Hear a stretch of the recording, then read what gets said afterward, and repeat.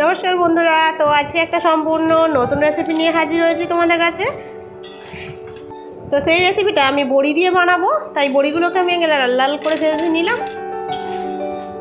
আর রেসিপিটা কি জানো? শুক্তো। যেহেতু আমাদের সজনে ডাঁটা কিংবা নদনা ডাঁটা শেষ হয়ে আসছে গাছে, তাই ভাবলাম একদিন শুক্তো করে তোমাদের সঙ্গে শেয়ার করি। তো আমি প্রথম বড়ি ভেজে নিয়ে তারপরে উচ্ছেগুলো ভেজে নিচ্ছি।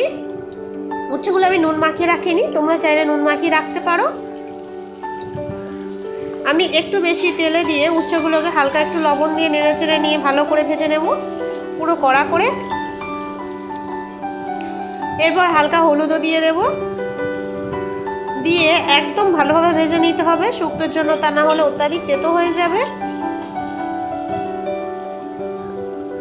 তো তেলের পরিমাণটা একটু বেশি ছিল ভাজার সময়। তো আমার উচ্ছেগুলো ভাজা হয়ে গেছে, এরপর আমি তুলে নেব।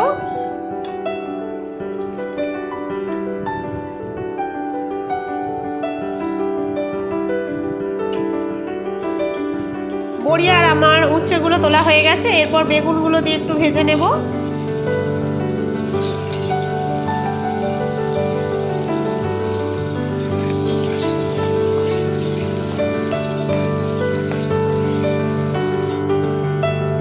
তো বেগুনগুলো ভাজা হয়ে গেছে, আমি এবারে তুলে নিচ্ছি।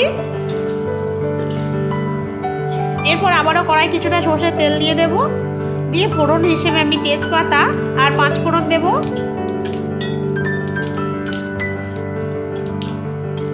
দিয়ে ভালো করে নেড়ে চেড়ে ফোড়নটা আমার ভালোভাবে ভাজা হয়ে গেলে এর ওপরে সজনে ডাঁটা, আলু আর কেটে রাখা গাজরগুলো লম্বা লম্বা করে আমি তিনটেই দিয়ে দেব।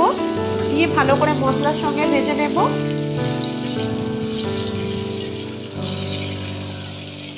খানিকটা ভাজা হয়ে গেলে এরপরে আমি কিছুটা লবণ দিয়ে দেব, দিয়ে আরও ভালো করে নাড়িয়ে চাড়িয়ে ভালো করে সবজিটাকে ভেজে নেব। এরপর দিয়ে দেবো হালকা করে হলুদ গুঁড়ো, দিয়ে আবারও ভালো করে ভেজে নেব। এরপর ভালো করে ভেজে নিয়ে ভালো করে এই হলুদ গুঁড়ো দিয়েই একটু কষে নিয়ে তারপরে দেবো একটু আদা বাটা। অল্প একটু আদা বাটা দিয়ে ভালো করে একটু নেড়ে ছেড়ে নেব। এরপর আমি এখানে জল ব্যবহার করব না, তার সঙ্গে বা জলের জায়গায় আমি দুধ দেব। যতটা পরিমাণ দুধ দেবে তোমরা তার একটু বেশি পরিমাণ জল দেবে। যেমন 1 কাপ যদি দুধ দাও 2 কাপের মতো জল দেবে।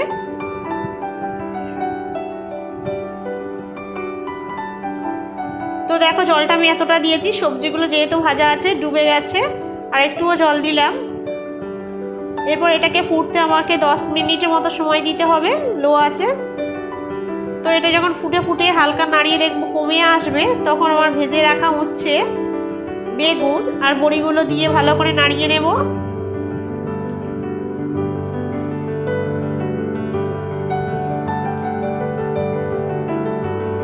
ভালো করে এরা নাড়িয়ে চাড়িয়ে আবারও এটা 2 থেকে 3 মিনিটের মতো লো আছে হতে দেব।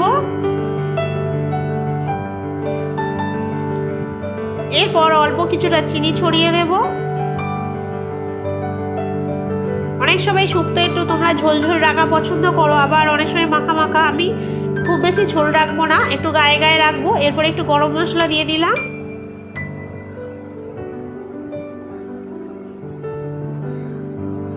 একটু এতে ঘিও দিয়েছিলাম।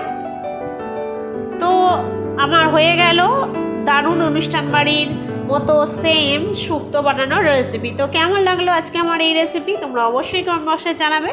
ভিডিওটা ভালো লাগলে প্লিজ একটা লাইক করে চ্যানেলটা সাবস্ক্রাইব করে আমার পাশে থেকো। তো চলো বন্ধুরা, টাটা, আবার দেখা হচ্ছে অন্য রেসিপির অন্য ভিডিও।